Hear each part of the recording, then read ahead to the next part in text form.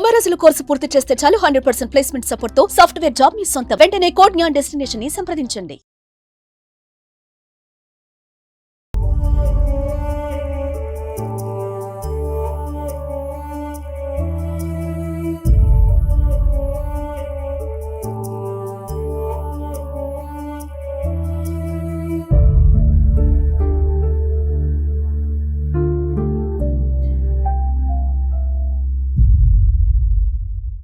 తన మధుర గానంతో వెంకటేశ్వర స్వామి కీర్తిని విశ్వవ్యాప్తం చేసినటువంటి గరిమెళ్ళ బాలకృష్ణ ప్రసాద్ ఇక లేరన్నటువంటి వార్త ఎవరు కూడా జీర్ణించుకోలేకుండా పోతున్నారు. దాదాపు 600కు పైగా అన్నమయ్య కీర్తనలు ఆయన రచించినటువంటి నేపథ్యంలోనే మనం భావితరాలు కూడా ఖచ్చితంగా దాన్ని వింటూనే పెరగాలనేటువంటి ఒక స్ఫూర్తిని ఆ పాటల్లో ఇచ్చారు. ముఖ్యంగా భగవంతుడికి అదే రకంగానే భక్తులకి అతి చేరువ చేయడంలో ఆయన పాటల ద్వారా ఎంతో కూడా కీర్తిని గడించారని చెప్పుకోవచ్చు.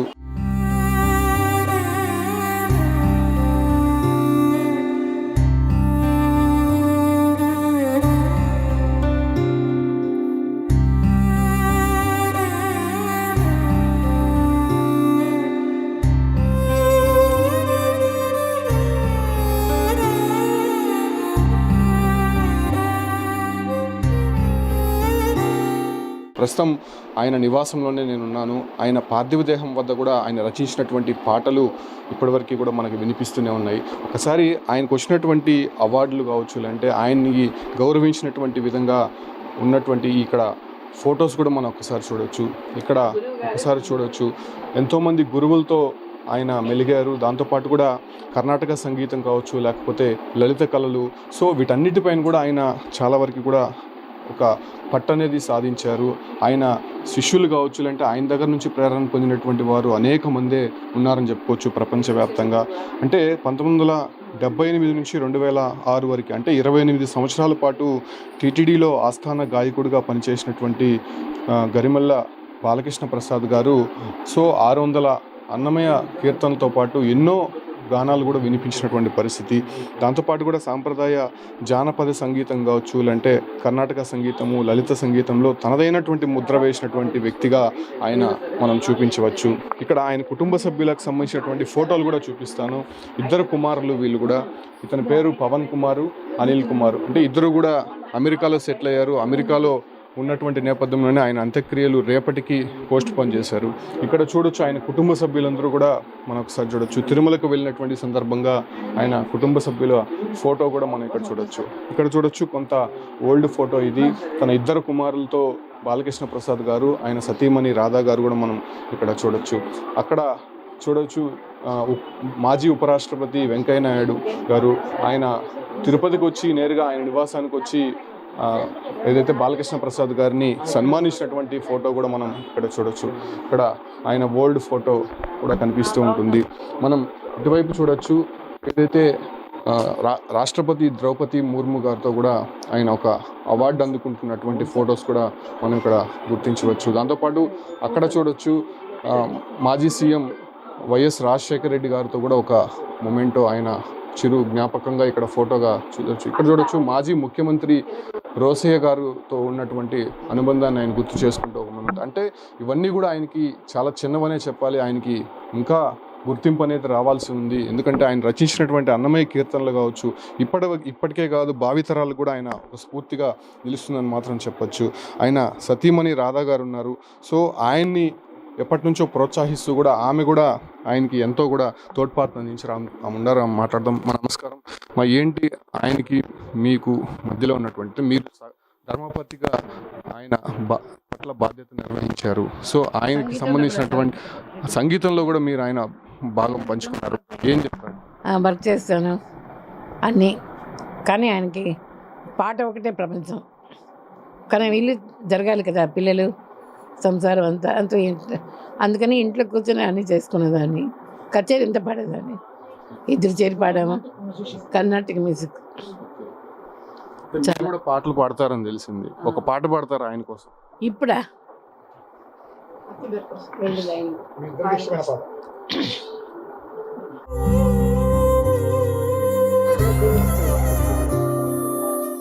గొంతు జీరి పడుతుంది.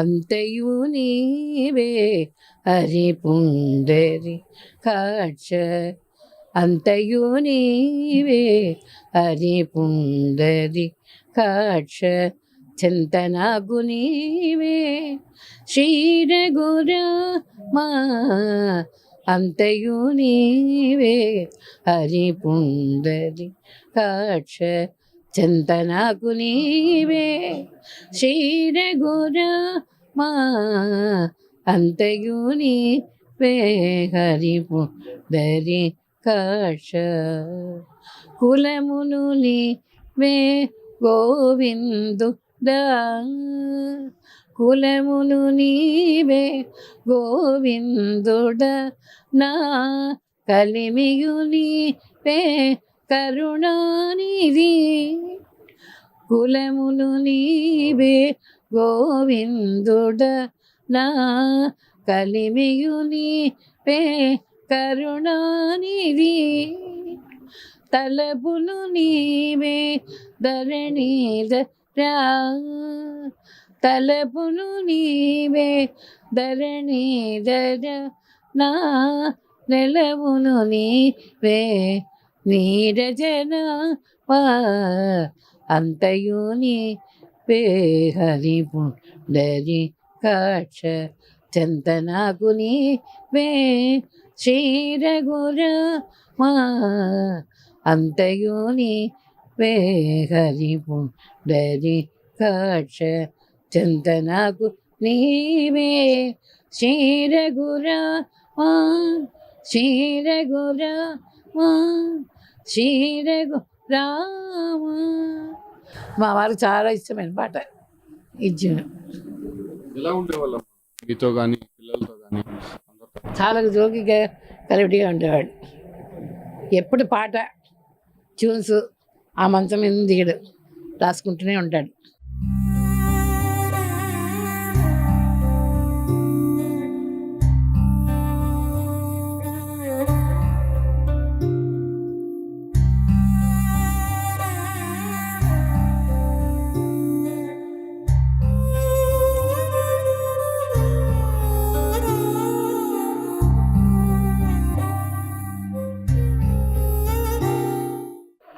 టైం ప్రకారం అన్నీ చేసేసి ప్రోగ్రామ్స్ వెళ్తాం. ఫస్ట్లో అంతా చిన్నప్పుడు అందరూ కలిసి వెళ్ళేవాళ్ళం, పాడేవాళ్ళం అని.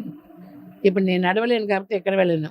ఎక్కడ పోయినా సరే మా రాధ ఒంటిగా ఉంది, వెళ్ళిపోవాలని వాళ్ళంతా బలవంతా నైట్కి ఎంత ప్రోగ్రామ్ ఉన్నా సరే విజయవాడ చేస్తే నైట్కి నైటే బయలుదేరి వచ్చేస్తాడు. ఒంటరిగా ఉంది ఎట్లా అని పాపం. సో ఆయన లేనటువంటి లోటు సంగీత ప్రపంచానికి ఏ విధంగా ఉంటుందంటారు?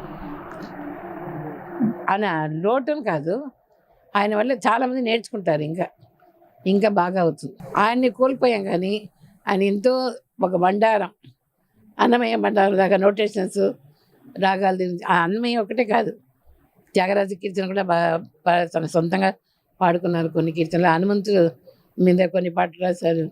మొన్న యాదగిరి గుంటలో పాడితే 4-5 పాటలు యాదగిరి గుంట మీద రాసుకొని ట్యూన్ చేసుకొని పాడించారు. ముందు రోజు కూడా చాలా బాగా వచ్చింది, బాగుంది. అనుకోలేదండి ఇట్లా జరుగుతుంది అని.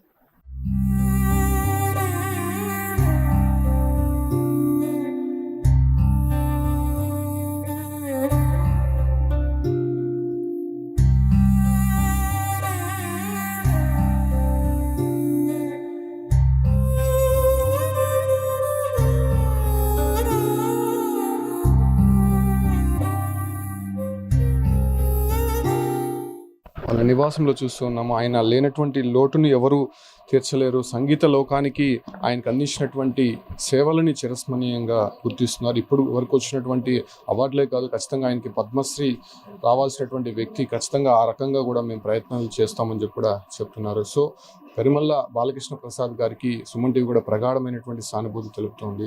ఆయన ఆత్మకు శాంతి చేకూరాలని చెప్పి కూడా సుమన్ టీవీ కూడా కోరుతుంది. Keep watching Suman. సుమన్ టీవీలో మీ పర్సనల్ అండ్ బిజినెస్ ప్రమోషన్స్ కోసం కింది నెంబర్కి కాంటాక్ట్ చేయండి.